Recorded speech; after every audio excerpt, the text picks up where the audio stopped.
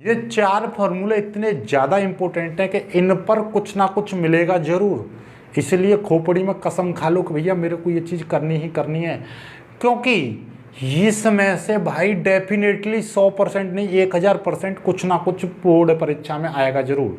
आज वाली चीज़ों को ध्यान से कर लेना, लर्न कर लेना, अच्छे से कर लेना।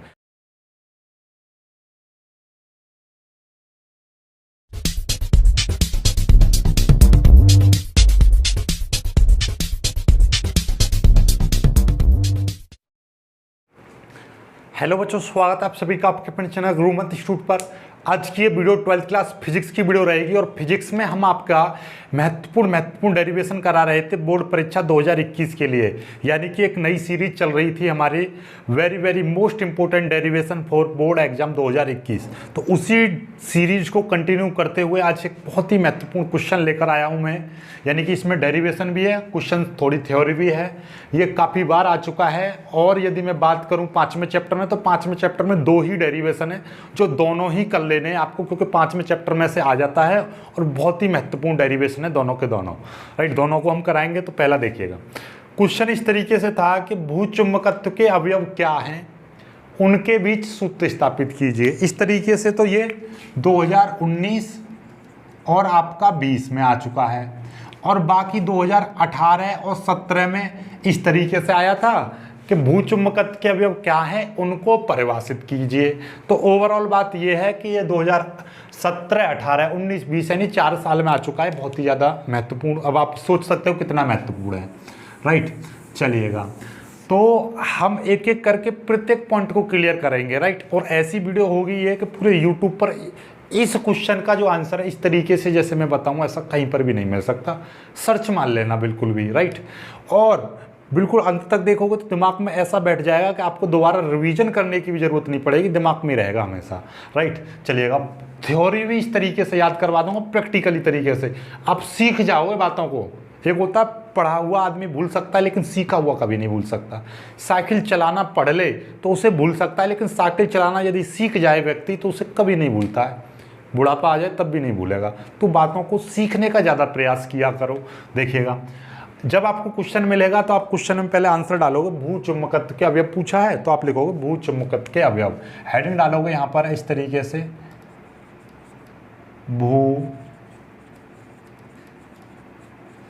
भूचुम्बकत्व के अवयव। ठीक है, इस तरीके से हेडिंग डालोगे।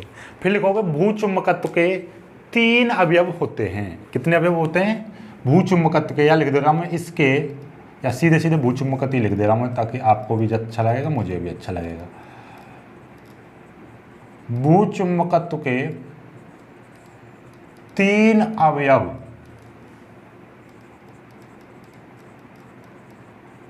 होते हैं। भाई 3 अवयव कौन कौन से हैं?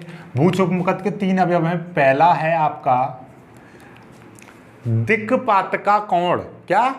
दिक्पात का कोण। दिक्पात का कोण। दूसरे नंबर पे है नति अथवा नमन कोण। और तीसरे नंबर पर, दूसरे नंबर पर नति अथवा नमन कोण, तीसरे नंबर पर है पृथ्वी के चुंबकीय क्षेत्र का क्षैतिज घटक। क्या? पृथ्वी के चुंबकीय क्षेत्र का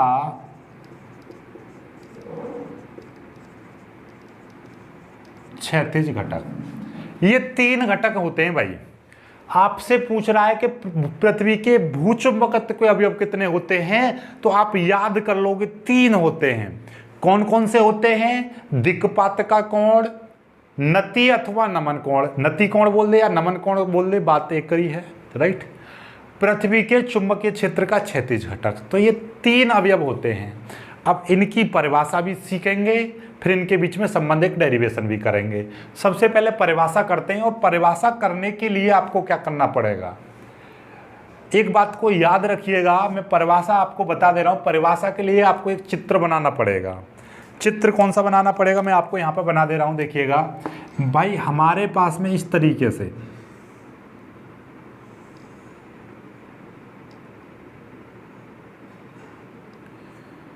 और इसको मैं इस तरीके से, ठीक है, इतना तो आप समझ गए, ठीक। और इसको मैं, मेरे पास में एक छड़ी है, ये रहे, थोड़ा सा मैं सीधा सीधा बनाऊंगा, ठीक है, ये देखिएगा।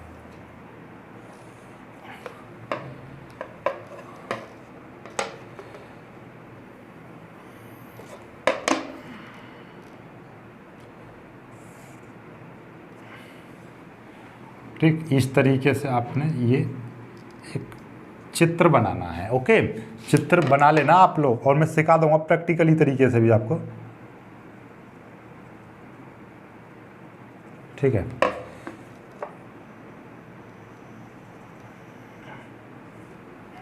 ये हो गया, ठीक है।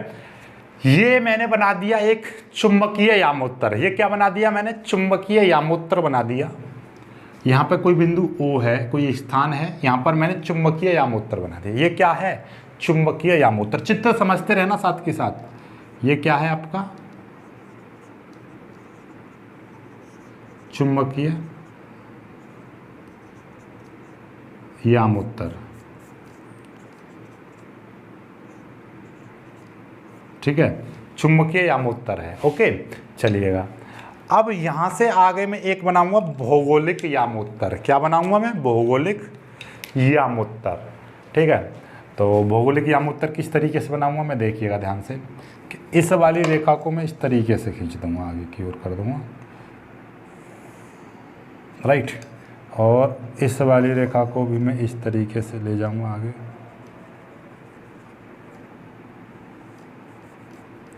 ये इस तरीके से रहेगा, और इसको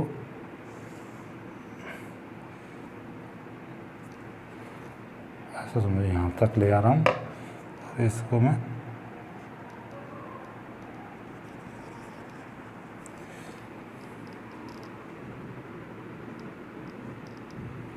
चित्र को आप समझ तो गए होंगे। जो नहीं समझ पा रहे हैं उनको मैं बता दे रहा हूँ कि ये एक किताब की तरह चित्र है। ये थोड़ा सा ज़्यादा ऊंचा कर दिया मैंने, थोड़ा सा इसको चलो नीचे, पूरा एक बार फिर से बना दे रहा हूँ मैं इसको। चित्र बनाने में ही थोड़ा सा हमारा हाथ तंग है पहले से ही, ड्राइंग में भी। ओके, अब ठीक सा लग रहा है, और ये यहाँ पर आ गया, और इसको हम इस तरीके से, अब ठीक है, ठीक है। तो ये है आपका। अब ध्यान से, पहले तो मैं इसके नाम दे दे रहा हूँ। ये O है, ये बिंदु आपका O, और इसको P, ये Q, और ये मैं मान ले रहा हूँ R। ओके, और ये O, ये M मान ले रहा हूँ, ये N मान ले रहा हूँ। ओके, तो ये जो आपका चीज़ है, ये वाली चीज़, ये वाली है आपकी चुंबकीय या चुंबकीय यामोत्तर, ये है भौगोलिक यामोत्तर।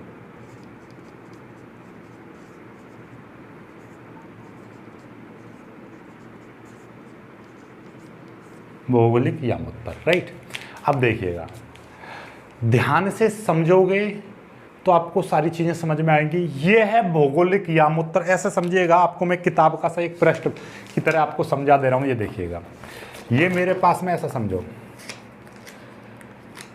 ये वाला जो चीज़ है ये है आपका चुंबकीय यामोत्तर, और ये वाला जो हिस्सा है ये है आपका भौगोलिक यामोत्तर। ये भौगोलिक यामोत्तर, ये चुंबकीय यामोत्तर, और इस तरीके से रखे हुए हैं ये, और इनके बीच में यहाँ पर कोई ना कोई कोण बनेगा, ये वाला कोण, राइट। से इस तरीके से है। अब हमने क्या किया, देखो ध्यान से समझेंगे। अब इनकी परिभाषाएं बनेंगी बहुत ही प्यार से, देखिएगा कैसे। तो भैया इसके बीच में ये कोण बनेगा, इसको बोलूँगा मैं अल्फा, ये होगा अल्फा। इसी को बोलते हैं दिक्पात का कोण। तो मतलब क्या कि भैया भौगोलिक यामोत्तर और चुंबकीय यामोत्तर के बीच बने कोण को मैंने क्या बताया था अभी आपको कि भाई साहब ये हमारे पास में क्या है, चुंबकीय यामोत्तर। ये है चुंबकीय यामोत्तर, ये है भौगोलिक यामोत्तर। अब इस तरीके से रखे हुए हैं, जैसे कि ये दिखाई दे रहा है आपको, देखिएगा इस तरीके से आपके ये रखे हुए हैं ये। अब इनके बीच में जो कोण बनेगा यहां पर उसको बोलेंगे हम दिक्पात का कोण। दिक्पात का कोण क्या होता है भाई, मैं यहां पर लिख दे रहा हूं। दिक्पात का कोण क्या था, क्या चुंबकीय यामोत्तर और भौगोलिक यामोत्तर के बीच बने कोण को, तो लिख देंगे किसी स्थान पर चुंबकीय यामोत्तर तथा भौगोलिक यामोत्तर के बीच बने कोण को दिक्पात का कोण, दिक्पात का कोण कहते हैं। इसे अल्फा से प्रदर्शित करते हैं। ये समझ में आ गया, अल्फा से प्रदर्शित करते हैं ये वाला। तो भैया ये वाला जो हिस्सा है ये भौगोलिक यामोत्तर है, ये वाला हिस्सा OPQR ये है चुंबकीय यामोत्तर, OMNR ये है आपका भौगोलिक यामोत्तर। ऐसे समझो, ये मेरा हाथ क्या है चुंबकीय यामोत्तर, ये मेरा हाथ क्या है भौगोलिक यामोत्तर। इनको इस तरीके से रख रखा है, तो इनके बीच में जो कोण बनेगा उसको बोलेंगे हम दिक्पात का कोण। अब आता है नति अथवा नमन कोण। क्या होता है कि भैया हमने मान लिया कि चुंबकीय यामोत्तर में ये कोई स्थान है, कि जो O है ये कोई स्थान है, तो यहाँ स्थान है तो यहाँ पर चुंबकीय क्षेत्र की कुछ ना कुछ दिशा होगी। तो मैं मान ले रहा हूँ कि भैया यहाँ पर चुंबकीय क्षेत्र की परिणामी दिशा ये है, ये क्या है चुंबकीय क्षेत्र की परिणामी दिशा है। तो चुंबकीय क्षेत्र की परिणामी दिशा और ये है आपकी क्षैतिज दिशा, ये क्या है आपकी क्षैतिज दिशा बोल दे रहा हूँ मैं इसको, ये है आपका ऊर्ध्वाधर दिशा, ठीक है। और ये यहाँ पर जो कोण बनेगा उसको बोलूँगा मैं, क्या बोलूँगा, नति अथवा नमन कोण। मतलब क्या है, चुंबकीय यामोत्तर में किसी स्थान पर चुंबकीय क्षेत्र की परिणामी दिशा तथा क्षैतिज दिशा के बीच बने कोण को नति अथवा नमन कोण कहते हैं। समझ में आई। नति अथवा नमन कोण क्या है, तो यहाँ पर परिभाषा लिख देंगे, नति अथवा नमन कोण। देखो सबसे पहले तो ये चीज़ सीखो भाई, कोई चीज़ है यहाँ पर हमने एक इस तरीके से होता है, ये हमने कोण बना दिया, ये एफ है तो ये आपका FX कहलाएगा, ये FY कहलाएगा। इसको क्षैतिज बोलेंगे, इसको ऊर्ध्वाधर बोलेंगे। और यदि यही कोण यहाँ पर टच हो जाए तो ये वाला क्षैतिज हो जाएगा, फिर ये वाला ऊर्ध्वाधर हो जाएगा। कोण हमेशा क्षैतिज दिशा से टच रहेगा, ठीक है, क्योंकि वो आधार और कर्ण से टच रहता है, आधार को हम क्षैतिज मानते हैं, राइट। तो ये कोण बना दिया है हमने। तो ये चुंबकीय क्षेत्र यानी ये एक क्या है OPQR एक चुंबकीय यामोत्तर है। और इस चुंबकीय यामोत्तर में एक बिंदु ले लिया हमने O, और इसकी भैया O है तो चुंबकीय यामोत्तर है, तो यानी चुंबकीय क्षेत्र की दिशा होगी वहाँ पर। तो हमने मान लिया कि इसकी कुछ ना कुछ परिणामी दिशा भी होगी, तो हमने मान लिया चुंबकीय क्षेत्र की परिणामी दिशा यहाँ पर B है। तो चुंबकीय यामोत्तर में किसी बिंदु पर चुंबकीय क्षेत्र की परिणामी दिशा तथा चुंबकीय क्षेत्र की क्षैतिज दिशा के बीच बने कोण को हम नति अथवा नमन कोण कहते हैं। बात समझ में आई। ये चुंबकीय क्षेत्र की परिणामी दिशा है, ये चुंबकीय क्षेत्र की वर्टेक्स एक्सिस यानी कि ऊर्ध्वाधर दिशा है, और ये क्षैतिज दिशा है। तो क्षैतिज दिशा और आपके ये है ऊर्ध्वाधर दिशा, ये है चुंबकीय क्षेत्र की परिणामी दिशा। तो चुंबकीय क्षेत्र किसी स्थान पर चुंबकीय क्षेत्र की परिणामी दिशा तथा चुंबकीय क्षेत्र की क्षैतिज दिशा के बीच बने कोण को हम नति अथवा नमन कोण कहते हैं। समझ में आ गई बात। परिभाषा आपको क्लियर हो गई होगी क्या है कि और ये चीज़ लगा दोगे तो एग्जामिनर पर एक अलग प्रभाव पड़ेगा, क्योंकि हम किस चीज़ की बात करें, चुंबकीय यामोत्तर। तो लिखेंगे, पहले लिख दो चुंबकीय यामोत्तर में, चुंबकीय यामोत्तर में कॉमा लगाओ, बहुत अच्छा रहेगा ये चीज़ हमेशा याद रखना, क्योंकि हम चुंबकीय यामोत्तर की बात करते हैं। चुंबकीय यामोत्तर में किसी स्थान पर चुंबकीय क्षेत्र की परिणामी दिशा चुंबकीय क्षेत्र की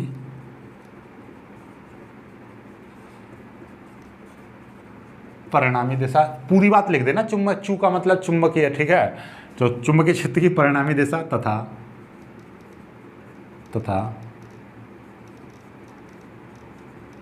चुंबकीय क्षेत्र की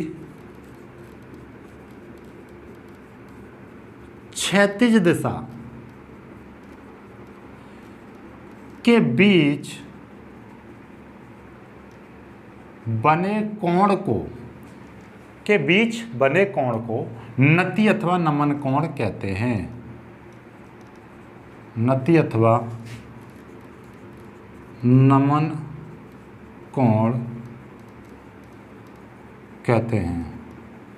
इसे थीटा से प्रदर्शित करते हैं।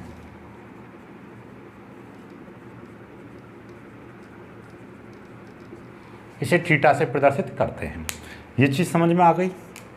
अब आते हैं हम भैया चुंबकीय क्षेत्र का, पृथ्वी के चुंबकीय क्षेत्र का क्षैतिज घटक। पृथ्वी के चुंबकीय क्षेत्र का क्षैतिज घटक। हालांकि इसकी परिभाषा लिखनी नहीं होती है, लेकिन फिर भी मैं आपको बता दे रहा हूं भैया, चुंबकीय यामोत्तर में किसी स्थान के या चुंबकीय यामोत्तर में पृथ्वी के चुंबकीय क्षेत्र का वह घटक जो क्षैतिज दिशा में कार्य करता है। पृथ्वी के चुंबकीय यामोत्तर में किसी बिंदु पर पृथ्वी के चुंबकीय क्षेत्र का वह घटक जो क्षैतिज दिशा में कार्य करता है, उसको हम क्षैतिज घटक कहते हैं। पृथ्वी के चुंबकीय क्षेत्र का क्षैतिज घटक कहते हैं। तो यहां पर लिख देंगे, क्या लिखेंगे? चुंबकीय यामोत्तर में किसी स्थान पर पृथ्वी के चुंबकीय क्षेत्र का वह घटक, पृथ्वी के चुंबकीय क्षेत्र का वह घटक जो क्षैतिज दिशा में कार्य करता है, उसे पृथ्वी के चुंबकीय क्षेत्र का क्षैतिज घटक कहते हैं। पृथ्वी के चुंबकीय क्षेत्र का क्षैतिज घटक कहते हैं। ये पूरी बात लिख देना, पृथ्वी के चुंबकीय क्षेत्र का क्षैतिज घटक कहते हैं, राइट। ये वाला जो घटक है H, इसे H से प्रदर्शित करते हैं। इसे H से प्रदर्शित करते हैं, राइट। समझ में आ गई बात? इसे H से प्रदर्शित करते हैं। क्लियर है? स्क्रीनशॉट ले लेना आप बहुत ही प्यार से। ये आपका डेफिनेशन तीनों की हो चुकी हैं। अब इनके बीच में हम संबंध निकालेंगे। तो संबंध तो बहुत प्यारा है, बस ये डेरिवेशन कर लिया आपने, ये डेफिनेशन, तो आपका संबंध तो बहुत प्यार से हो जाएगा। चलिए यहाँ पर मैं इसको मिटा दे रहा हूँ, राइट। तो इससे लाजवाब तरीके से कोई नहीं बता सकता, इतने प्यार से धीरे धीरे। आप लोग वीडियो को लाइक जरूर कर देना, अपने दोस्तों के साथ शेयर भी कर देना, ओके।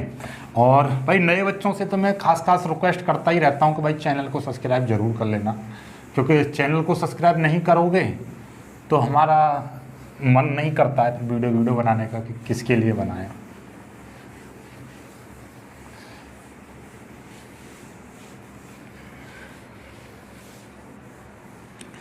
चलिए, तो अब निकालते हैं हम इनके बीच में संबंध। तो पृथ्वी के भूचुंबकत्व के अवयवों के बीच संबंध, तो मैं डायरेक्टली संबंध हेडिंग डाल दे रहा हूं, आप पूरी बात हेडिंग डाल देना। संबंध मतलब क्या है? पृथ्वी के भूचुंबकत्व के अवयवों के बीच संबंध, या भूचुंबकत्व के अवयवों के बीच संबंध, ऐसे हेडिंग डाल लो।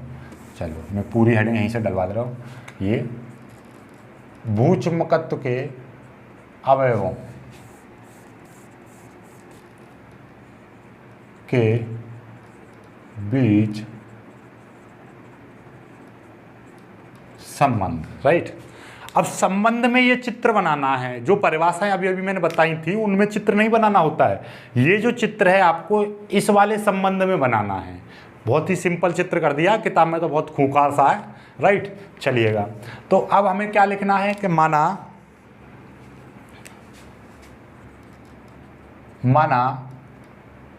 ओ पी क्यू आर चुंबकीय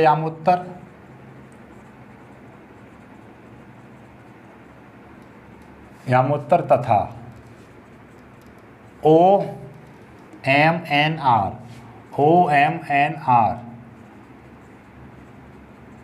भौगोलिक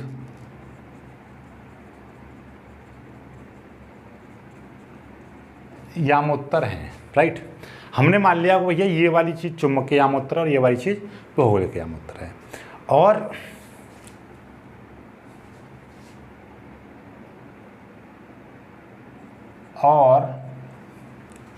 अल्फा दिक्पात का कोण, या पे लिख दे रहा हूँ, और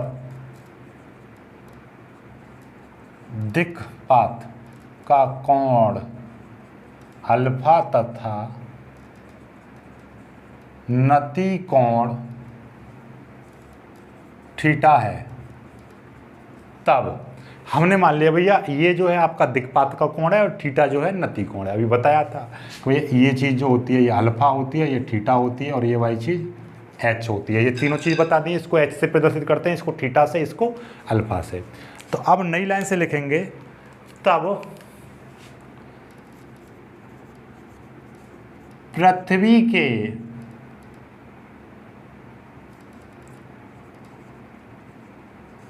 चुंबकीय क्षेत्र,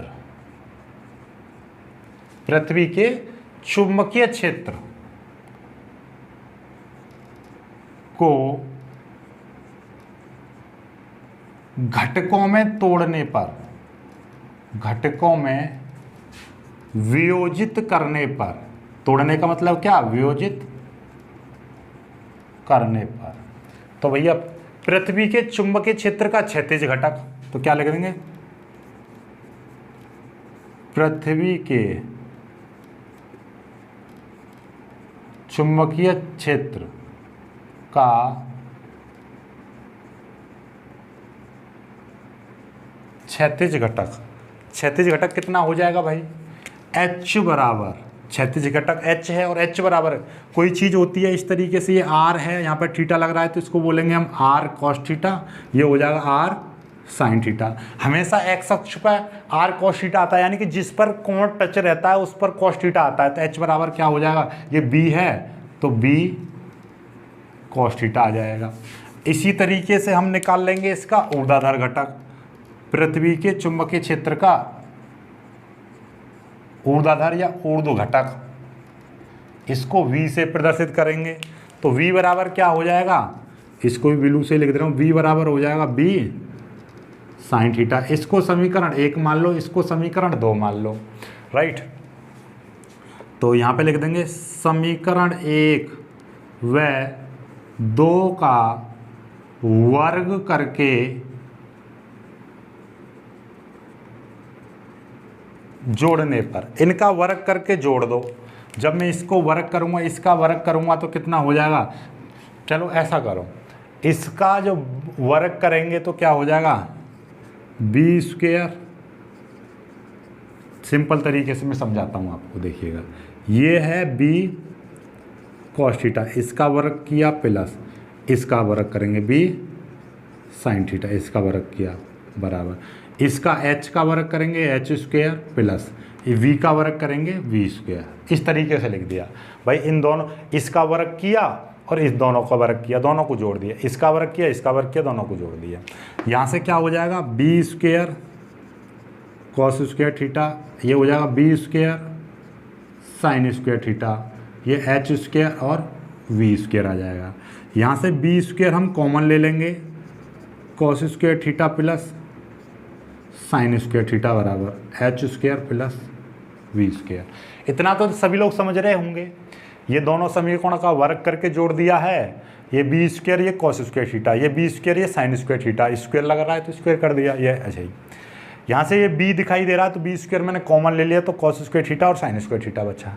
cos square theta plus sine square theta, biology वाले जानते होंगे ये वाली वैल्यू कितनी होती है, 1 होती है। तो ये क्या बचेगा, केवल b स्क्वायर बचेगा बराबर, यहाँ पे क्या बचेगा, h square plus v square बचेगा।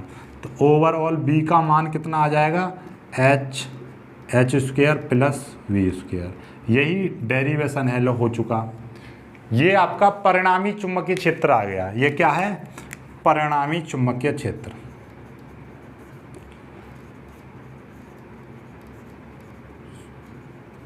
ये है आपका परिणामी चुंबकीय क्षेत्र, ये जो निकला है। तो B का मान ऐसे निकलेगा। यदि इनके बीच में इस नति अथवा नमन कोण निकालने लगे तो हम कहेंगे, चलिए, तो इस समीकरण 2 में समीकरण 1 का भाग कर दो, लिखेंगे समीकरण 2 में समीकरण 1 से भाग देने पर, भाग देंगे तो क्या हो जाएगा, ये देखिएगा, ये है b, समीकरण 2 ये है, समीकरण 1 की भाग करेंगे b cos थीटा बराबर, ये v आएगा ऊपर और h आएगा नीचे। क्यों, क्योंकि ये भाई समीकरण 2 में हम भाग कर रहे हैं समीकरण 1 का, ठीक है। ये देखिएगा, ये b से ये b कट जाएगा, साइन बट्टे कॉस का मतलब क्या हो जाएगा, टेन थीटा बराबर v/h, ये आ गया। तो यहाँ से भाई थीटा बराबर क्या हो जाएगा, टेन इधर जाएगा तो क्या हो जाएगा, टेन इनवर्स v/h। ये नति अथवा नमन कोण निकल आया, राइट। तो यदि बस डेरिवेशन इतना ही है, नति अथवा नमन कोण निकालवाने के लिए कहेगा, आपका न्यूमेरिकल निकालने के लिए इन फॉर्मूलों का यूज होता है। IIT और नीट में भी ये क्वेश्चन आते रहते हैं, राइट। तो क्या भैया नति अथवा नमन कोण का जो वैल्यू है वो कितनी होगी, टेन इनवर्स v/h, और परिणामी चुंबकीय क्षेत्र की ये होगी। और इनसे ही आपके फॉर्मूले आधार पर क्या आते हैं, न्यूमेरिकल्स आते हैं। तो इस चैप्टर में, ये छोटा सा चैप्टर है, इसमें 2 ही डेरिवेशन है। ये थ्योरी वाली जो आज लिखवाई है, इनमें से आपको डेफिनेटली आज के क्वेश्चन में से बोर्ड परीक्षा में कुछ भी ना आए ना तो मैं पढ़ाना छोड़ दूंगा। इसलिए इन चीज़ों को कर लेना, क्योंकि इनमें से कुछ ना कुछ आपको देखने को जरूर मिलेगा। कुछ नहीं तो इस और इस फॉर्मूले पर आधारित आपको एक न्यूमेरिकल मिलेगा जरूर, डेफिनेटली। और कभी कभी इन दोनों पर नहीं तो देखो इन्हीं फॉर्मूले पर आधारित आ जाता है। पृथ्वी का चुंबकीय क्षेत्र का क्षैतिज घटक निकालो, या परिणामी तीव्रता निकालो कि उसका नति कोण इतना है, कि v निकालो, उसका ऊर्ध्व घटक निकालो। तो ये चीज़ आपको हमेशा याद रहनी चाहिए। 1, 2, 3 और 4 फार्मूले, ये 4 फार्मूले इतने ज़्यादा इंपॉर्टेंट हैं कि इन पर कुछ ना कुछ मिलेगा ज़रूर। इसलिए खोपड़ी में कसम खा लो कि भैया मेरे को ये चीज़ करनी ही करनी है, क्योंकि इसमें से भाई डेफिनेटली 100% नहीं 1000% कुछ ना कुछ बोर्ड परीक्षा में आएगा जरूर। आज वाली चीज़ों को ध्यान से कर लेना, लर्न कर लेना, अच्छे से कर लेना। मेरे पास सीखने की क्षमता नहीं है, तो इसलिए बातों को समझो, कम कहना ज़्यादा समझना।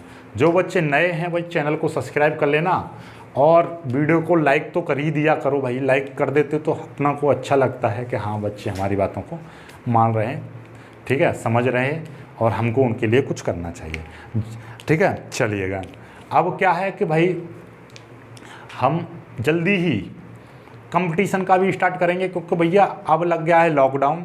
हमारी ऑफलाइन कोचिंग चल रही थी तो वो हो गई है बंद, तो अब हम क्या करेंगे, ऑनलाइन ही करेंगे। ओके, कि 30 तारीख तक ख़त्म हो गए, और वो जो पेपर थे यूनिवर्सिटी के वो भी बढ़ चुके हैं। सो प्लीज़ आप लोगों के लिए गोल्डन चांस मिलेगा कि जल्दी से पेपर समाप्त करो, फिर कंपटीशन की तैयारी करना। UPSI तक की, यानी कि UPSI की आपका कांस्टेबल सभी की तैयारी, कंपटीशन का IIT नीट NDA सारा कुछ फ्री कराया जाएगा, बहुत जल्दी ही लेकर आने वाले हैं। ओके, तब तक के लिए बाय बाय, जय।